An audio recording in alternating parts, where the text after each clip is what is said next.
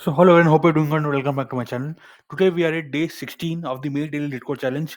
We have almost completed half of the month and we are remaining with only the next half, right? So congratulations to all those who have made it till here and let us see if we are able to do it. Okay. So all the best for that. And coming to today's question, we are at question 16 and let us see what the question is. It's a medium level question. It's question 24. Swap notes in pair. Okay, let me tell you one thing. If you have solved yesterday's question, you will be knowing this that it's a continuation of that. If you have not done so, I will give you the link of yesterday's question in the description. You can just go through it once. See, it's just a like extension of the yesterday's question. So if you have solved yesterday's question, you will definitely find it a bit easier. But yeah, if you're solving this for the first time, this may be a bit tricky for you, right? So yeah, I my suggestion to you will be like to go through that video once, understand the question, understand the way how it's being done. Then you will realize that it's just a matter of few lines, just 3 4 lines of code which you have to change, and you will get the answer to this question, right? So coming to this question, we are again given a similar list here. What is list? I have explained in that yesterday's video, and in this case, each object of the list is a object of this particular class. Okay, each you can say node of the list is a object of this particular class. So it will have a value. It will have a link to the next node, which is called next here. Okay, next is a link. So what is head? I have again explained in the yesterday's video. Head is like a reference to a location. Okay, a reference to a location where this particular data is stored. In this case, it is referring to the location where we are going to start the node. That is, it refers to the starting node of the list. Okay, that is the basic idea. And in this case, we are given this list. What we have to do is we have to swap the nodes in pairs. What that means is, see, 1 and 2 is there. I will swap 2 and 1, so it becomes 2 and 1 here. Okay, next comes 3 and 4, right? I will swap them, it becomes 4 and 3. That is the basic idea. You can say that every even index will be sort with its previous odd index. Okay, I can say previous index. You can just say like that. Okay, every even index will be sort with its previous index. That is the basic idea. And you can just see that the number of nodes is just going to 0 to 100. You can solve this even n square approach. That is going to be fine. Okay, 100 is not a big number, definitely. You can solve it even using n square approach. But I will show you an approach which will take O of n complexity just like yesterday's. Okay, everything is same, just like extra. We are going to change just 3 or 4 lines of code. Okay, now let us see what it is. See, this part of code will exactly remain the same. Okay, this part of code will exactly remain the same, right? What we're taking here is we are creating an array, empty array. I am calling it A. If you are solving this in interview, you should be giving a better name. Okay, a naming convention should be a bit better, bit informative. But in this case, I'm just taking it as A. Okay, then I am allotting temp to my head because head should not be changed, right? If I lose head once, then I cannot get it back, right? In this question, it's clearly specified that I should change, see, without modifying the value. See, you must solve this question. You must solve this problem without modifying the values in the list node. Okay, only nodes themselves may be changed. Okay, that is the basic idea. That means head should not be changed. You have to return head as it is. Okay, head is points to a location. Remember that. See, these things will become very clear if you understand how a pointer works. Okay, head refers to a location. That location has a value, it has a link to the next node, right? That value only should be changed. Okay, you should not change the list itself. That is the basic idea. You should only change the values in the list. This particular code which you're seeing here is, see, temp is pointing to head. I am going to run this while loop till my temp, see, it will keep on pointing. See, it will start with 1, it will go to 2, it will go to 3, it will go to 4, and finally it will go to a nth. You can definitely see that for the last node. By default, see, next is none, right? If you don't allot anything to the next, it becomes none, right? So for the fourth node here, next will be none. So a time will come when temp will be there. That means it will have completed all traversing all through the node, right? All the nodes.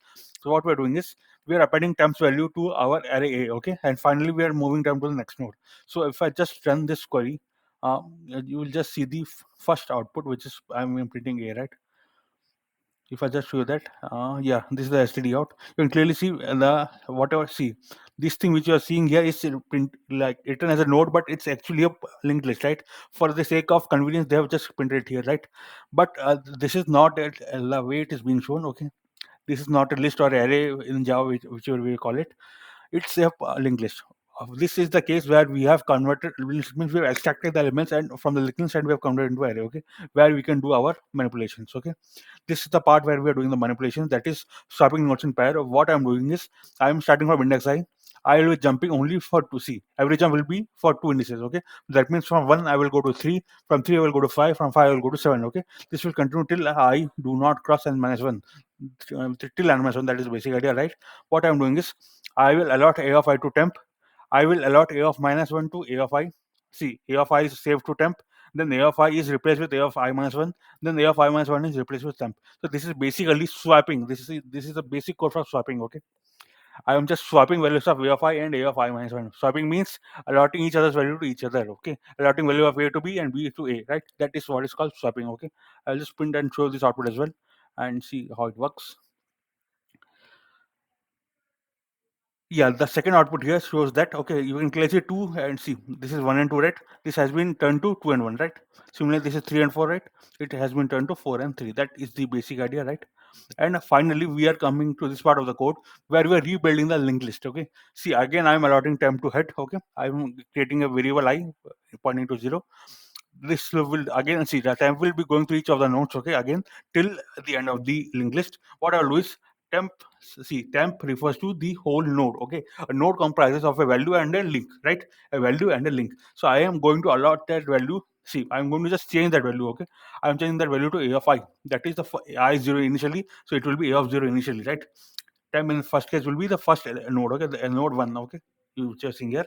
Finally, once it is allotted, I will make temp jump to the next node. Similarly, I will increment I as well. Okay, so second time it will be a of 1, third time it will be a of 2, and so on. Okay, and second time it will be the second node, third time it will be the third node, and so on. Okay, finally, you can see the fourth one here, right? Once temp comes to that, what will happen is, see, if you're not allowing anything to the next, it becomes none here. Okay, so when it comes to the none, the while loop will end, will come out of the value and we're returning head. So if I just run this code and show you, so in case it is clearing all the test cases.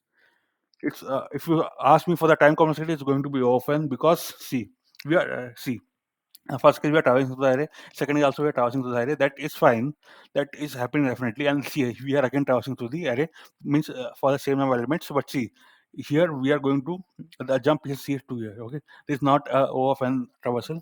We are going through the adjacent. So one element we are leaving and we are going jumping to the second index, right? That is the basic idea. So if you see, the time complexity is going to be O of n. And if you ask me for the space complexity, obviously we are using a separate array, right? So space complexity also will be O of n. So yeah, friend, that was all for today. I will definitely recommend you to go through yesterday's video. That will make it very, very clear. See, if I can show you yesterday's, yeah, this is going to be the yesterday's question. See, this part of code is unchanged. Okay, this part of code is unchanged. This part of code is unchanged. Okay, only the manipulations which is being done there is, see, there it's a bit different. Here it is a bit different. Okay, I will give you the link for this as well.